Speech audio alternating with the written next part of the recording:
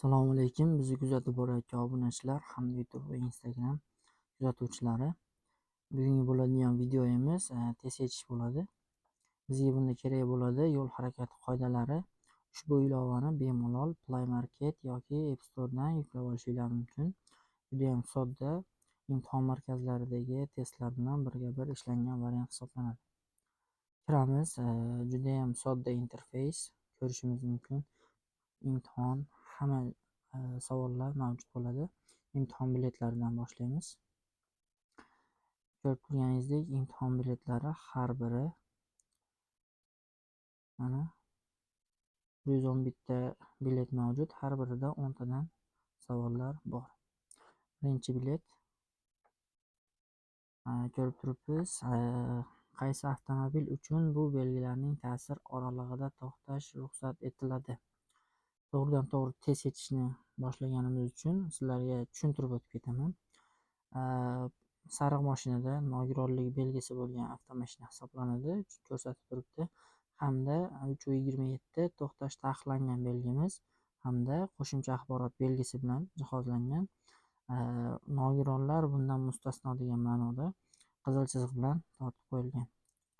Shundan ko'rinib turibdiki, bizning javobimiz nogironlik taniqli belgisi bo'lgan avtomobilga ruxsat etilgan hisoblanadi. Ikkinchi savolimiz: qaysi yo'naltirgichlar bo'ylab harakatlanishga ruxsat etiladi? Buyuruvchi belgimiz bor ushbu joyda. Rasmga yaxshilab e'tibor bergan holatda buyuruvchi belgimiz faqatgina to'g'ri harakatlanishni yo'naltirib beradi. Bundan o'ng tarafdagi shoxobchalarga o'ngga burilishimizga har doim ruxsat beriladi. Bizni variantlar ichidan o'qib chiqamiz. Faqat A yo'nalishga, faqat B yo'nalishga, faqat V yo'nalishga, faqat A va G yo'nalishlari bo'ylab harakatlanish mumkin, faqat G yo'nalish bo'ylab. Bizda buyuruvchi belgi bo'lganligini hisobiga G hamda o'ng tarafdagi yondosh hududlarga burilish mumkin bo'lganligi hisobi uchun A va G yo'nalishlari bo'ylab harakatlanishimiz mumkin bo'ladi. Uchinchi savolimiz: tibbiyot qutquchasi va o't o'chirgichi bo'lmagan qanday transport vositalaridan foydalanish taqiqlanadi? Bu yerda keltirilyapti M1 toifali, M2 va M3, N1 toifali transport vositalari, N2, N3 toifali transport vositalari barcha yuqorida ko'rsatilgan toifalar. Tibbiyot qutquchasi hamda o't o'chirgichi bo'lmagan hech qanday transport vositalarini boshqarishga ruxsat etilmaydi. To'rtinchi savol: chorrahadan birinchi bo'lib qaysi avtomobil o'tadi deyapti. Ko'rib turishimiz mumkin, ushbu joyda teng ahamiyatga ega bo'lgan chorraha hisoblanadi. Teng ahamiyatga ega bo'lgan chorrahalarda doim o'ng qo'l bo'shligi harakat qiladi. Xo'p, biz sariq mashinada o'tirgan bo'lsak, sariq mashinani o'ng qo'lida qizil va ko'k avtomobil bor. Qizil, ko'k avtomobilning o'ng qo'lida yashil avtomobil bor. Yashil avtomobilni o'ng qo'l tarafi bo'sh bo'lganligini hisobiga birinchi bo'lib yashil avtomobil harakatlanadi.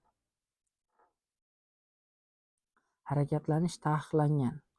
Qaysi avtomobillarga harakatlanishni taqiqlayapti?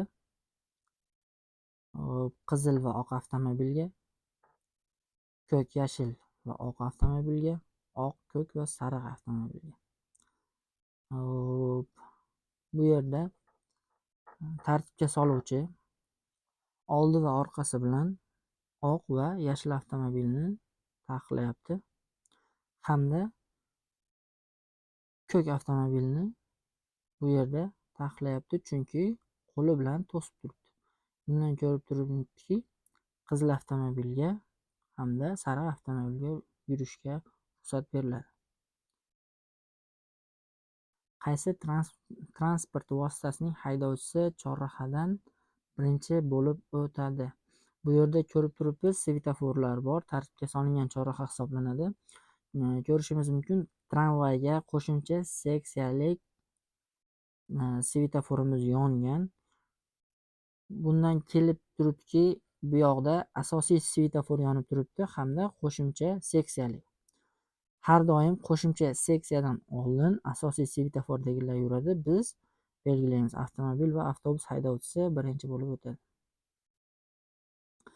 Bu joyda to'xtab turishga ruxsat etiladimi? Yaxshilab e'tibor beramiz. Buyuruvchi belgi faqat o'ngga harakatlanishni buyuryapti hamda o'rtada ko'rib turgan bo'lsangiz ikki polosali sidirg'i chiziq mavjud. Bu degani birinchi bo'lagimizga ta'sir qilmaydi. Bu joyda to'xtab turishga ruxsat etiladi. Haydovchi harakatlanishni boshlashdan oldin qanday amallarni bajarishi kerak? Har bir savolni yaxshilab o'qishimiz kerak. Savolni o'zida javobni berib qo'yadi. Biz 1% harakat qilsak bo'ldi. Har bir variantlarni erinmasdan o'qishga harakat qilamiz. Transport vositalarining sozligi va to'la jihozlanganligini tekshirish. Harakatlanish boshlanishi xavfsiz bo'lishiga va harakatning boshqa ishtirokchilariga xalaqit bermasligiga ishonch hosil qilish. Tegishli yo'nalishdagi burilishning yorug'lik ko'rsatkichi bilan ishora berishi. Sanab o'tilganlarning barcha harakatlarni bajarish deyapti. Ushbu sanab o'tilganlarni barchasi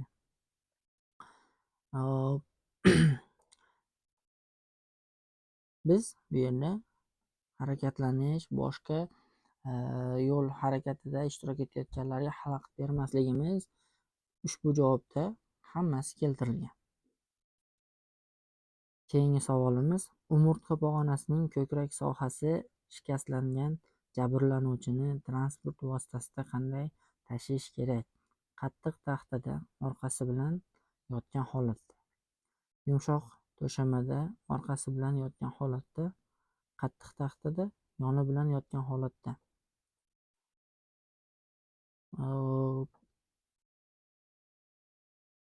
Bizda F2 javob chiqib ketadi. Yana ikkita variantimiz qolyapti.